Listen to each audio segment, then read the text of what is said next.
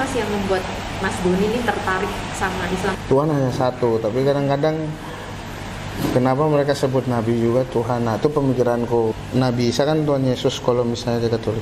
Itu semua juga ada gitu di Muslim, macam Nabi Nuh apa kan sama jalan ceritanya.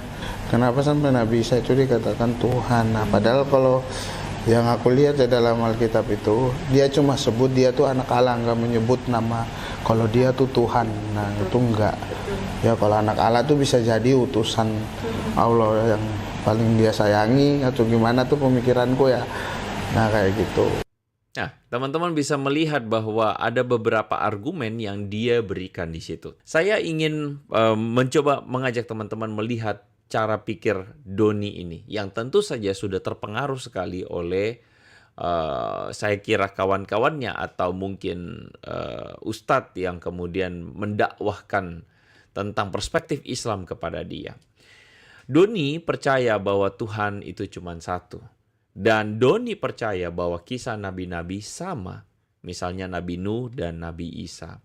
Dan dari situ Doni yang percaya bahwa Tuhan cuma satu mempertanyakan kemudian kenapa Nabi Isa itu dianggap Tuhan. Jadi Doni sebelumnya sudah langsung mengatakan, memberikan sebuah statement atau sinyal yang kuat sekali bahwa dia mempercayai Nabi Isa. Dan kenapa Nabi Isa dianggap Tuhan? Saya akan garis bawahi, underline pada statement Doni yang mengatakan nabi-nabi di dalam Islam dan Kristen itu sama. Misalnya Nabi Nuh dan Nabi Isa. Kenapa demikian? Karena menurut saya ini penting untuk dibahas ya. Untuk mempercayai kesaksian Nabi Isa di dalam Quran, menurut saya ini adalah satu step yang sesudah atau step yang sudah lebih jauh. Kita ngomong dulu soal masalah nabi-nabi ini. Karena statement dari rekan-rekan kita yang Muslim mengatakan bahwa di dalam kitab Quran itu ada cerita tentang nabi-nabi juga di dalam Alkitab. Nah, perspektifnya adalah Quran menyempurnakan kitab-kitab terdahulu begitu ya. Nah, cuman pertanyaannya adalah apakah benar kalau begitu? Kisah nabi-nabi di Islam itu sama dengan yang di Kristen? Itu pertanyaan yang patut kita jawab. Nah, saya tertarik dengan Nabi Nuh yang kemudian diangkat oleh Doni ya, disebutkan oleh Doni. Teman-teman, tahukah teman-teman bahwa kisah Nabi Nuh versi Quran itu ada satu hal yang menarik perhatian saya, yaitu Nuh itu disebut mempunyai 4 putra, yaitu Yafit, Sem, Ham, dan Kanaan. 4 putra. Menurut surah Hud 42-43, itu ada anak Nuh yang diberitakan binasa karena tenggelam di dalam air bah. Nah, anak ini bernama Kanaan. Demikianlah kira-kira di dalam tafsir Jalalain ya. Kalau misalnya dalam tafsir Ibnu Katsir itu dikatakan anak ini bernama Yam begitu ya, atau Yam atau Kanaan. Dan saya setelah baca-baca saya melihat bahwa para alim ulama mengatakan ini orang yang nama lain atau alias Yam atau Kanaan. Jadi Kanaan ini disebutkan bahwa dia ini ikut campur dengan orang-orang kufur ya, orang-orang yang jahat atau orang-orang kafir begitu. Dan akhirnya Kanaan ini mati tenggelam karena mencoba berlindung di gunung. Dan ini yang terjadi di dalam kisah Quran ya. Nah, sedangkan di dalam Alkitab Nuh ini cuma punya 3 anak, Sem, Ham, dan Yafet. Sem, Ham, dan Yafet. Teman-teman bisa melihat ada satu data yang berbeda sekali ya, yakni di dalam Quran dikatakan ada namanya Kanaan, anaknya Nuh yang mati tenggelam begitu ya, karena menjadi kafir atau ikut dengan golongan kafir begitu.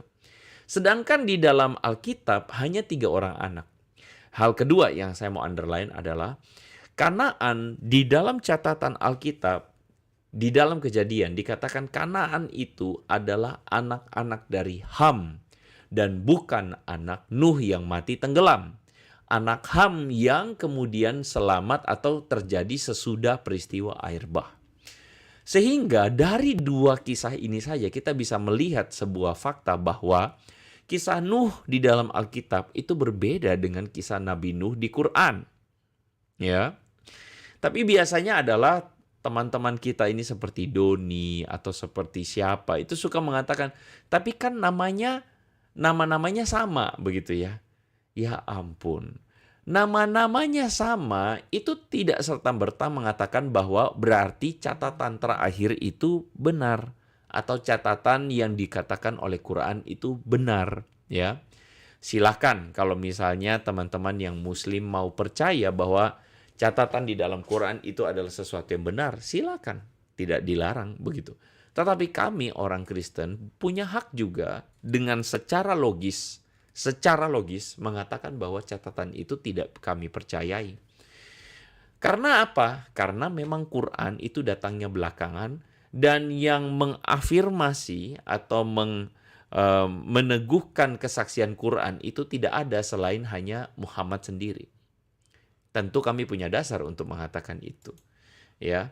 Nah, jika kesaksian Nabi Nuh saja atau Nuh itu berbeda dengan Alkitab, anyway, itu bukan berarti bahwa itu menjadi satu alasan bagi kita juga untuk mengatakan apalagi dengan kisah Yesus dan kisah Nabi Isa.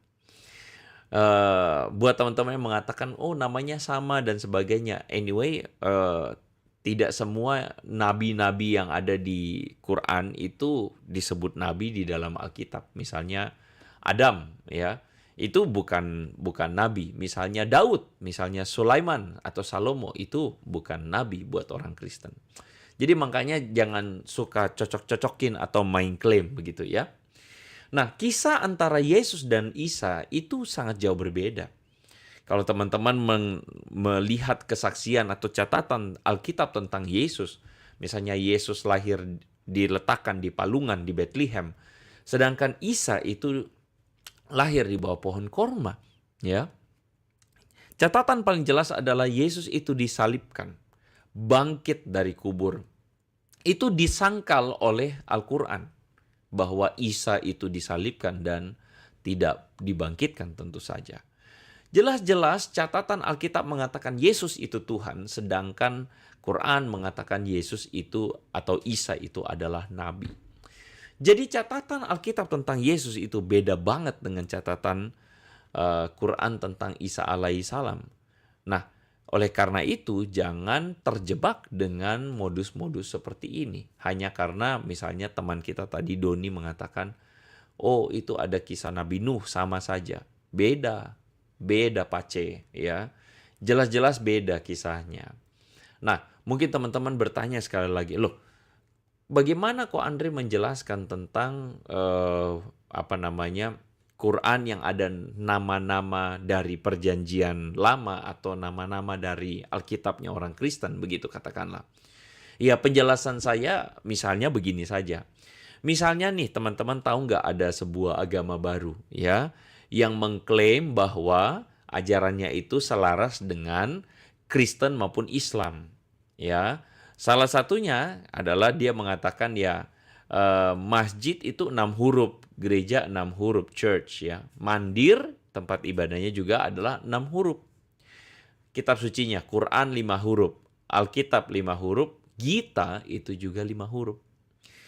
They all preach the same. Mereka semua ajaran ini adalah sama karena mengkhotbahkan hal yang sama. 6 kurang 5 sama dengan 1. God is one. Allah itu satu. Tuhan itu satu. Ini agama ini adalah agama yang mengklaim, asal klaim, bahwa ajarannya juga benar. Kenapa? Karena dia menyebutkan nama-nama yang baik juga pasti ada nabi-nabi juga yang dia sebutkan dari Islam dan dari Kristen. Nah, kalau misalnya dengan pemikiran sepolos itu kita mengatakan, loh, di kitab Gita ini ya, ada nama-nama itu, berarti ini benar dong. Sekeliru banget, begitu loh. Pandangan seperti ini keliru banget. Kenapa? Karena hanya karena agama ini muncul belakangan, mengklaim nama-nama sebelumnya tidak berarti serta-merta menjadikannya benar. Saya kira teman-teman pasti setuju dengan saya. Kenapa ya, pertanyaan saya? Saudara kita ini atau Pace, Doni ini gampang banget percaya kalau kemudian disama-samain. Hanya karena alasan namanya sama. Bagaimana menurut teman-teman? Silakan tuliskan komentarmu di kolom komentar di bawah ya.